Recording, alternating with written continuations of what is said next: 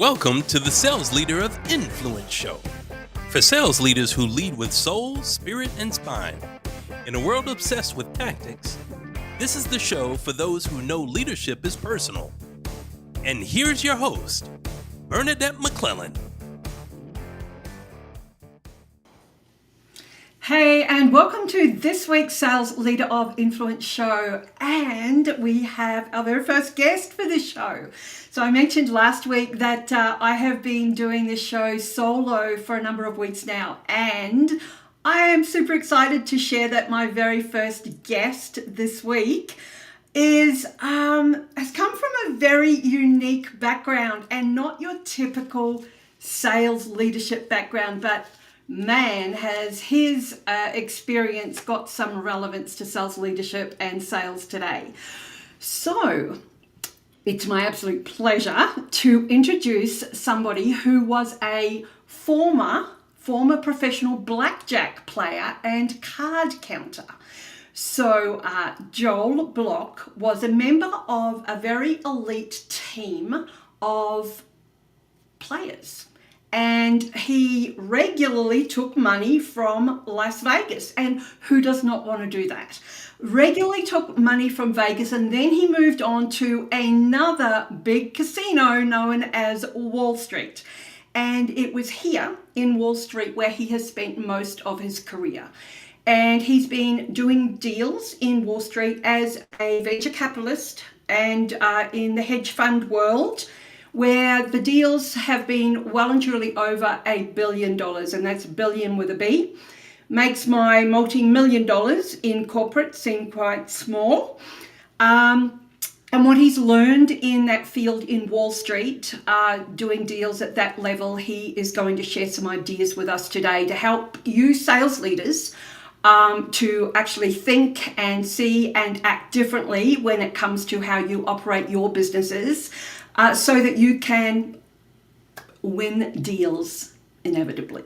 And so it's my absolute pleasure to introduce Joel Block. So come on in, Joel.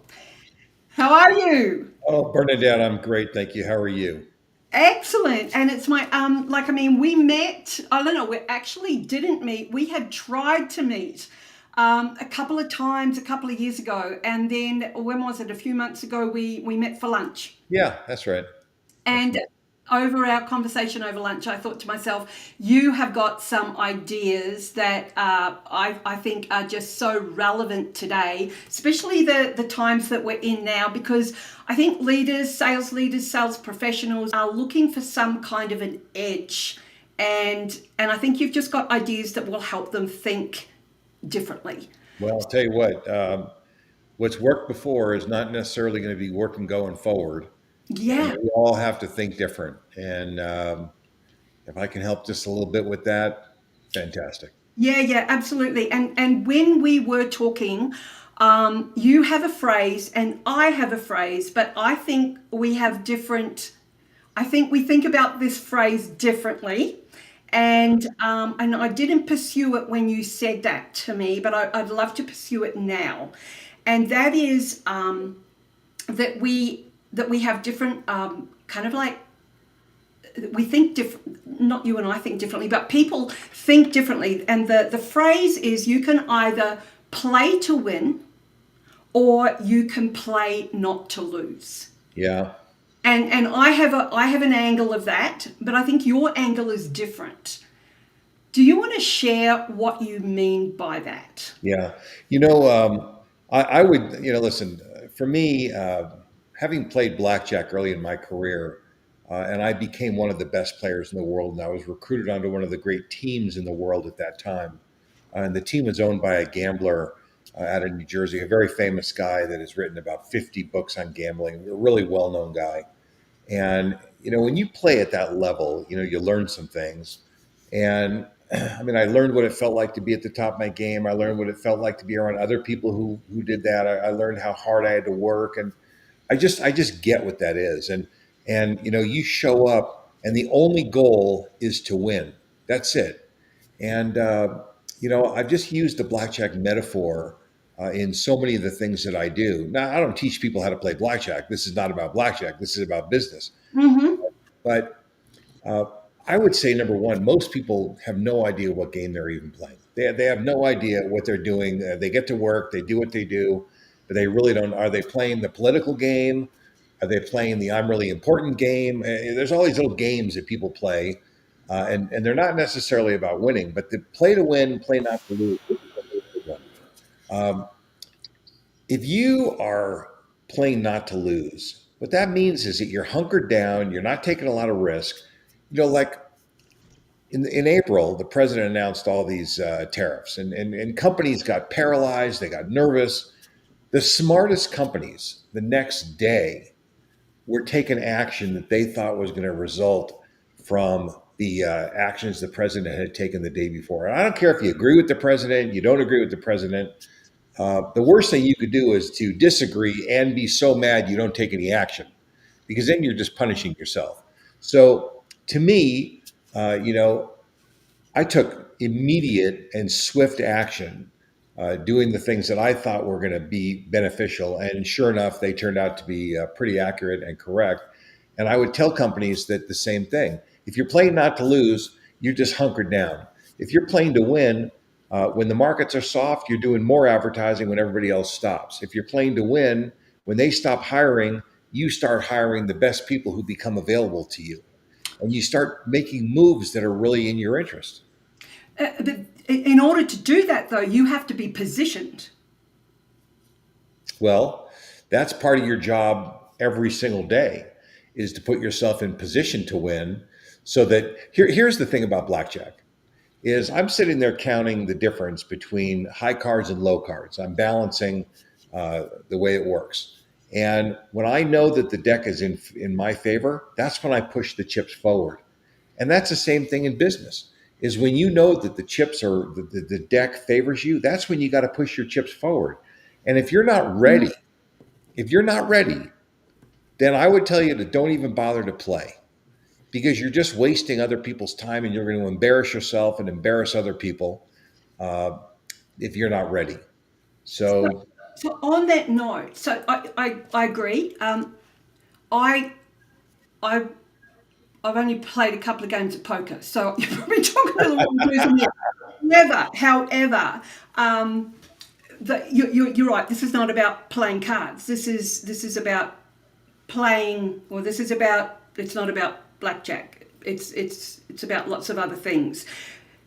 Where can you see that leaders, and I mean we're talking sales leaders here, but it could be anybody really. Where can you see them playing it safe? well, that's what I'm saying, is they play it safe all the time. If they're hunkering down and protecting their turf, not not helping the company to get bigger, not helping people to expand the way that they think and the actions that they take. So probably the best example is advertising. When the markets get slow, most companies pull back on advertising. But the way that I counsel companies and the way that I've always operated, and remember that I've been involved in about 40 different deals, running all different kinds of companies. And when the markets get slow, to me, what that means is that market share is going on sale. It's cheaper to get market share in a down market than it is when everybody else is excited and rushing in. So when things are soft, and they have been soft, and people have been paralyzed with fear and they're nervous, and I get all those things. But the advantage players, the really, really strong players, what they do is they say, I get that this is tough, but everybody else is hunkered down, and this is my opportunity to take market share away from them for a very low price. Because in regular times, that's not when you can do that. That's when they start letting people go. That's when they let their guard down, by the way. And Yeah. that's when you can swoop in and hire the best people and take advantage of the opportunity that they're busy trying to protect against. But I'm just going to tell you that when you play not to lose, you've already lost. Yeah, Losing- it's that scarcity mindset, and it's and I can hear it out there. It's like cut costs, cut costs, cut costs, versus invest in some good people, for example. Yeah, or invest in marketing, so it is that scarcity mindset versus the abundance mindset if you wanted to go down that path. Exactly. So if you were to say, let's just say, for example, you were to say to a sales leader who's got a team, and they've got clients out there, and you've got a pipeline, and the pipeline, pipelines get bloated, pipelines get stuck for whatever reason, and you've also got that mindset where it is, let's play not to lose, let's play to win, and you've got people that do not want to let go of names that are in the pipeline. So, any advice, for example, on knowing when to, here we've got a little bit of Johnny Cash, I think it's Johnny Cash, knowing when to walk away, Oh, or knowing when to double down yeah, and invest the resources yeah. in building for the future. You have to. I always put out little tests. I use these things. I call them high limit questions. And a high limit question is it's the kind of question that gets people to think differently. So if you're talking to a prospect, you're going to ask them certain kinds of questions, and we look at situational intelligence. We look at predictive logic, hints, tells, signs, and cues, different things that people do that kind of tip us off. And we're very sensitive.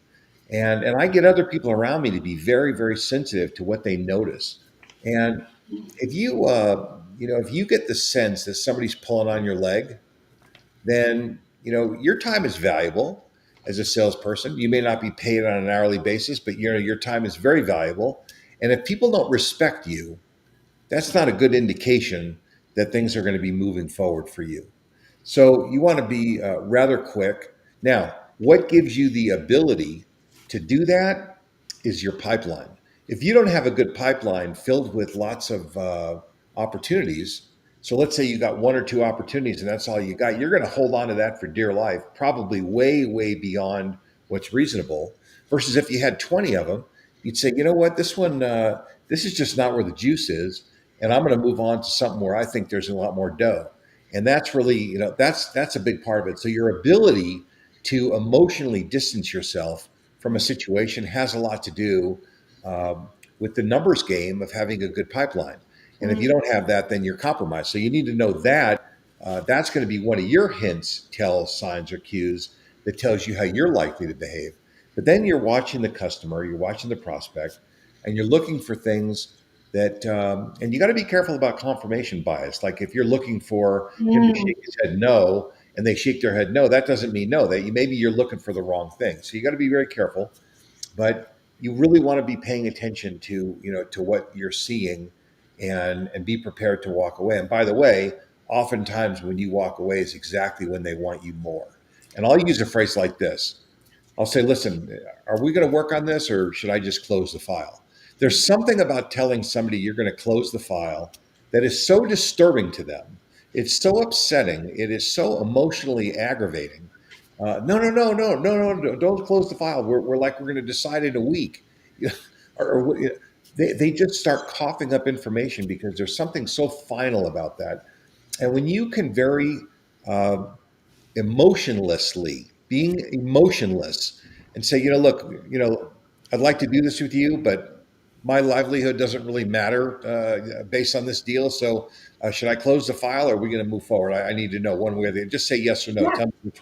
Yeah, I mean, there's a few different parts to that as well. I mean, Robert Cialdini, if you've done any work around the laws of influence, and that I talk about scarcity and abundance because that's that desperation, that scarcity. I've come from that lack mindset, but then there's the law of scarcity, which is, if you take something, any of us who are parents, and you go through the checkout where there's sweets, and kids want sweets, you give them a sweet, they'll want to take it away and they'll want it more. It's that law of scarcity. When you take something away from somebody, they want it more. Yeah. So if you have the ability emotionally or emotionlessly to lose the attachment to the outcome and you have that ability to be able to say, you know what, are we done, or you know, just like what you said, Yeah. and you have no, then that makes them lean in more if it is something that they they do want from it. Right. So you kind of, you get them to kind of put it out there on the table. And Yeah, but probably the hardest thing, and it's maybe the most necessary thing, is for salespeople. And I love salespeople. I was never a salesperson that carried a bag, but I've sold more stuff than most salespeople. I mean, I've raised $100 million, and I've been involved in a lot of selling related kinds of transactions. Um, but most of what I've sold has been ideas. It has not mm, been product. It's really been invisible things, which are hard to sell. You got to sell vision and compassion, passion, the rest. So, um, but it's if you are attached to the thing, you are going to compromise your future. You have to learn how to distance yourself. yeah, When I was playing cards, sometimes I'd win, sometimes I'd lose. And that's part of why Las Vegas turns your money into chips, because people have less attachment to chips than they yeah, do to money. yes. So there's a lot of emotional trickery going on here, and you have to learn how to do that to your advantage. That I guess is the poker face. It's like, the losing the whole emotional Yeah. attachment to the outcome. And I mean, this is all part of money as well. Oh Um, yeah. it's that emotions that come with it. I So mean, imagine if you're sitting thinking to yourself, I got to make a mortgage payment this week, and if this guy doesn't close, I'm in deep trouble. I yeah, mean, you're not going to be able to release that guy. You're that's not right. going to be able. You're gonna look desperate, and I can tell you that guys like me, I spent my life in the snake pit with some of the toughest business people in America. I could smell that from 5 miles away. Totally. And if and I'm not the only one that can do that, by the way. And if somebody can tell how desperate you are, they are going to work you over to the point where you will be sorry that you got up that day. Yeah, and I mean, you don't have to be Wall Street, or you don't have to be the casino. You've got corporate America out there doing it to Yeah, salespeople every single day, and every they are, day, and yeah, hey, some people are better at it than others, but I'll tell you that most people can smell sweat. yeah. And I mean, I know I've had my time in corporate Australia where I was a victim of that. But speaking of, I guess, incentives or money or compensation, comp plans, while we're talking about all of this, and we're talking about Wall Street, and we're talking about casinos, and if we bring in high stake incentives, or we bring in comp plans, or we bring in all of this, what are your thoughts on a sales leader, I guess, recognizing, or what's a good way for a sales leader to structure, a comp plan or recognition when it comes to rewarding advantage players? Like, I mean, Yeah. advantage players for you, is somebody with an advantage player mindset. Yeah. It's a hard question to answer in this context because there's so much to it. Um, the comp plan that the sales department has is going to be a function of some philosophy that somebody in upper management has. Yep. So it's very difficult for me to give any advice here, but I will tell you that I don't think that all people need to be paid the same. Yes. I just simply reject that there are going to be some people who are going to complain. Uh, some jobs are worth more than other jobs, and if you're in sales and you have a lower base and a bigger upside, I mean, that's a reasonable trade off for risk. And if somebody has a guaranteed deal in the accounting department and they get a certain amount every single month, that's a different thing. So different companies have different philosophies about this. Companies also have different philosophies about capping a salesperson, that there's a maximum that you can make on a transaction. And it just, listen, one thing about sales, especially in organizations, is that one person doesn't do everything by him or herself. There are many people that typically contribute to something. Somebody found the lead, some marketing department sourced this, or there was a TV advertisement that stimulated that. So you have to take all those factors into account. If they're smaller companies, sometimes there could be an equity opportunity for somebody that's a long term a potentially really good deal for someone. So there's lots of different ways to do this. But I will tell you that number one, I don't think that all people deserve to be paid the same thing. Maybe the structure for all the people in the sales department needs to be similar, but some people are going to make a lot and some people aren't, and that's okay. Mm. The other thing is that I'm in favor of paying really high performers a really high number. I think that high performers deserve a lot. Here's the irony in our society, and I know you're in the United States for 3 or 4 years, and this world that our world's a little different than maybe your world. I'm not quite sure entirely how, and that'd be an interesting discussion too. But um, to me, high performers are really important for a couple of reasons. The vast majority of training dollars goes to the middle and the bottom. Why? Well, I'll tell you why. It's because the majority of sales trainers and leadership trainers and management trainers and the other people never got much above the middle or the bottom. So if you never got much above the middle or the bottom, you can't really work with the highest performers. I And so agree. the vast majority of those people work at the middle and the bottom. The other thing is that the middle and the bottom tends to squeak more than the people at the top. They complain, hey, listen, we need more training, we need more of this, we need more of that. And I'm not saying nothing should go to the middle or the bottom, but I'll tell you this. You can put all your training resources into the middle and the bottom, and it will not move the needle on your company 1 degree, not one bit. These people, they need to understand compliance, they need to know how to be polite and how to be in conformance with the law. But if you want really big return on your money, put it in your top performers. Put the money into your top people, because if you can get them to be 1% better, your top 10%, if you get them 1% better, your company is going to go it's going to go crazy, the trajectory. And companies frequently don't think about this. So CEOs will say to me, Joel, I don't like to really bother our top performers. I mean, these guys, they don't want us to bother them. That's not true. The top performers are the ones who crave getting better the most, but they don't want to be micromanaged. They don't want you to get in their face and say, hey, listen, take one step to the right and then another step to the left. That's what they don't want. But they absolutely want to have opportunities to get better. And I'll tell you this, the better the company gets, the more people on the outside will take notice of that. And then the high performers from other companies will come and say, hey, listen, you look like a great place to work. I'd like to come to your company. And then you end up being a giant team of high performers.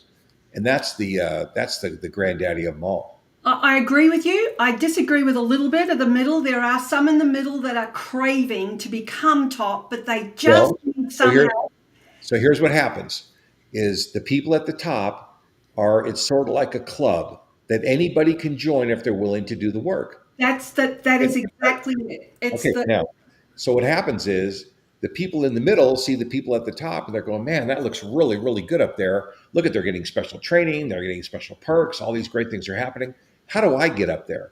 And if they raise their hand and they say, I would like to do the work it takes to get up to that club, then somebody who's up toward the top, one of those advantage players up there, reaches down and pulls that person up. So I am absolutely in favor of bringing up the middle people, but the middle people they're not going to accelerate themselves alone. But the people at the top can pull those middle people up and give them some guidance about how to be a top performer. They can give them mentorship. They can create a buddy system. So everything that we do, and we work with top performers across the country. We work with the top 10% of people, and then we work with the 10% below that has the potential to be top performers. And now, is it possible somebody could be in the 60th percentile? It's probably unlikely, but I'll tell you what, you're going to get a 70 or 80% person that's going to say, I want to be a 90.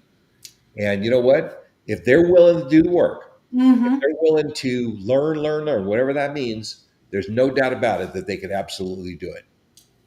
Yeah, absolutely. And that was a question I was going to, because you've worked in such an elite space, when you look at your teams that you've worked in, and then you look at the teams that we've just been talking about now, what would you say is a skill or a characteristic or an attribute that is an absolute non-negotiable for building that advantage player, for that real top performer, Yeah. an absolute non-negotiable, because it is about doing the work, but it's not necessarily about doing the knowledge work. Well, let's put it like this: if you're a sales manager or a leader in the company, you cannot tolerate underperformance. You cannot tolerate it. Now, coming from the Wall Street business, we have about a 15-minute window. And when you notice something isn't right, 15 minutes later, that person is thrown overboard. I mean, I hate to say it and be crude, but we have a very, very short fuse. And let me promise you, it's better to be like that because so much of corporate America, so many, even middle sized companies, they tolerate underperformance. They put people on performance plans. They put people on all these different, they coddle them. These people they're not getting better because they don't want to. If they wanted to, they'd already be better. It's not that they don't understand what to do. It's not that the rules aren't clear. And if the rules aren't clear, then management needs to take responsibility, make the rules clear. But if they've made the rules clear, then the person who's having the problem needs to be told that, look, this is how we do things around here. And we expect this is what you're going to do around here. And if you don't do them, then we're not for each other. And that's it. I mean, and that's just how it is. I mean, listen, I think a lot about sports. Would anybody tolerate having somebody on first base that wasn't the best first baseman that the team had? I mean, nobody would tolerate having a substandard shortstop or anything else. No one would ever tolerate it. But yet we tolerate it in our companies all the time. And to me, that is the kiss of death. I So, agree. I, that's, I agree. And it truly frustrates me when I see sales teams that have got really great potential players, but the coach is letting the team down, and the team manager is not doing anything about the coach, yeah. and that is where my Yeah. I mean, listen, I'm not one to shift blame too much. I mean, I like everybody to be responsible, but the management cannot allow the players to be substandard in their positions, and that's it. If they are, then maybe you give them a little more training, and if the training doesn't work, then you reorganize, and yeah. that's just what has to happen. Yeah, but it's like it's so before we finish up, there's just another. So thank you for that. But there's another phrase like betting big, betting big. When we talk about betting big, I mean, I guess that's risk taking, and where's that line? I guess how would you describe or how would you share your thoughts on risk taking? Well, let's put it like this: each company kind of has to try to figure out the system for their industry, for their environment, for their world, for their team, and when the stars line up in a certain way, according to what you guys have figured out is right for you, you say, "Wow, this is really a big opportunity. We need to go all in on this opportunity." So you need to kind of have some grades. This is a 1 point. When it looks like this, it's 1 point. When it looks like this, it's 2 points. When it looks like this, it's three. And maybe you have a couple different grades where you say that when this happens, this is the kind of thing that we do. And you know that's why I'm saying it's hard for me to put one statement that applies to everyone. Every industry is so different. But I think you need to look at your industry, and you might need some outside help to do that. You may not be able to do that by yourself, but you need to look at your industry and say, look, when these circumstances exist, this is what we're going to do. When these kind of circumstances exist, this is what we're going to do. And that's the way that you're going to really have to move forward on some things. Yeah, and I suppose that's a case of understanding and really, really knowing what the gaps are so that you can say, okay, well, what are those points and what are the minus points or the plus points and what are the gaps and when do we bring the big guns in and how do we address those points, I guess. Exactly. Listen, and I mean, you have to know what your capabilities are. I mean, what if your manufacturing department can't keep up with the sales department? Because the sales department, what if they're too strong? Exactly. I mean, that's so you have to kind of know, what all your what all your toy soldiers are capable of before you can put them into battle. Love it, love it, love it. Now, before we finish up, how can people contact you? Because you have a philosophy that you work with. It's think, see, act. Mine is deliberate disruption, which is very similar as I think, feel, act, which is kind of a similar alignment. So how can people contact you, and where can they connect with you? Because I think, you're so unique. So I'm very easy to find. I'm out there everywhere. I've got a big LinkedIn following.